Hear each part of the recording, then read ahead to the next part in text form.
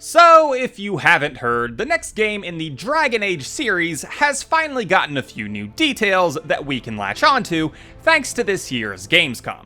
And while it's not exactly what I wanted to see, like some gameplay, or a cinematic, or even just some concrete details about it, at least it's something.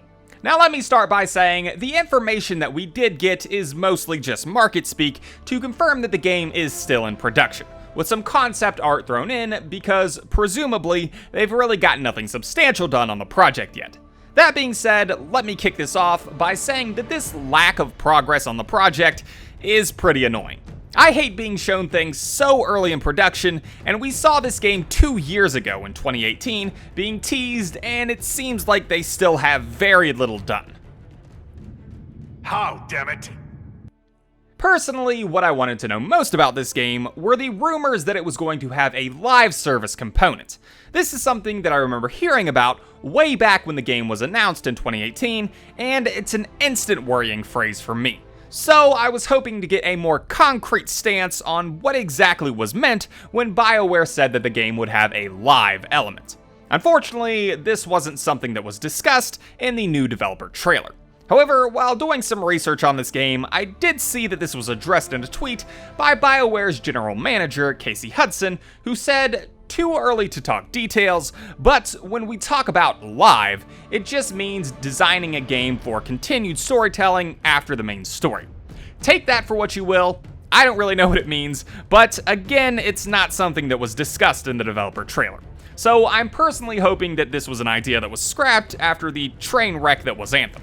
Another piece of evidence to consider from around the time of that rumor was an article from Kotaku in which unnamed BioWare developers said the idea was that Anthem would be the online game and that Dragon Age and Mass Effect, while they may experiment with online portions, that's not what defines them as franchises. Again, take that for what you will. Dragon Age Inquisition did have a multiplayer mode, so maybe that's what they're referring to when they say live services. It's hard to say at this point. And again, the dev trailer didn't mention it, which was my biggest thing that I was hoping to get out of it, so who knows.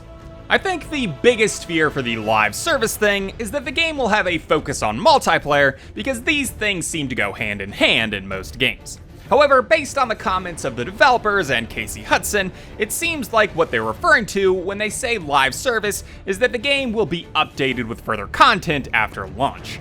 This, however, is another worrisome point, because we've had developers rush to release their game and then furnish it after launch with more content to make it worthy of what people were expecting in the first place, a la Fallout 76 or something like that.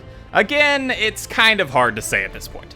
What we did get from the dev trailer didn't really seem to play into the whole live service thing, however. Most of it was dedicated to the idea that you will become very invested in the characters that will be around you, similar to Inquisition, where you become invested in their struggles and they become invested in yours.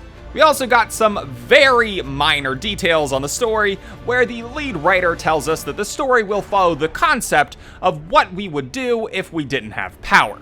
Specifically, for the game we're working on now, we want to tell a story. What happens when you don't have power? What happens when the people in charge aren't willing to address the issues? The things that you can expect in the next... Now, presumably this refers to, like, political power or a public voice. If you played Inquisition, then you know a big part of that game was the grand impact that you had on the world of Thedas. It seems like this time around they are wanting to take that pedestal and at least start you from nothing. It will be an interesting difference between this and Inquisition, but it kind of clashes what I personally thought the story would be after the events of the last DLC of Inquisition. It seemed like the last game ended with the Inquisition gearing up to track down Solus, and it seems like this game is going to continue that story beat. But if you're in the Inquisition, granted it lost a good deal of power after everything was all said and done, but surely there would be some influence it still had, even after the events of the game.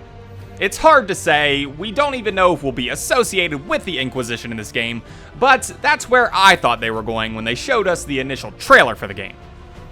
So, you found me at last. I suspect you have questions. I was under the assumption that he was talking to the Inquisitor, whom we presumably wouldn't play, but would have some connection with. Solus is obviously the Dreadwolf, which we learned from the Trespasser DLC, so it just seemed like they were setting up a direct sequel to Inquisition, but who knows at this point. The only thing that we really know is that Solus will be heavily involved in this game's story, that our character will have a little voice in the dealings of the world, and that there will be a decent emphasis on Red Lyria. Something that was important to the last game, but seems like it will retain its significance for this one as well. We also got 2 new characters, or at least their voices, revealed to us in this trailer. That being Balera and Davrin. But to me, Balera seems like the rogue Red Jenny-esque character, and Davrin mentioned the Grey Wardens, so I'm assuming he's a warden of some capacity. For the Wardens! Choice is a big. Anyways, that's pretty much what I got out of this video, and the little bit of research that I really wanted to know about, which was the live service comments.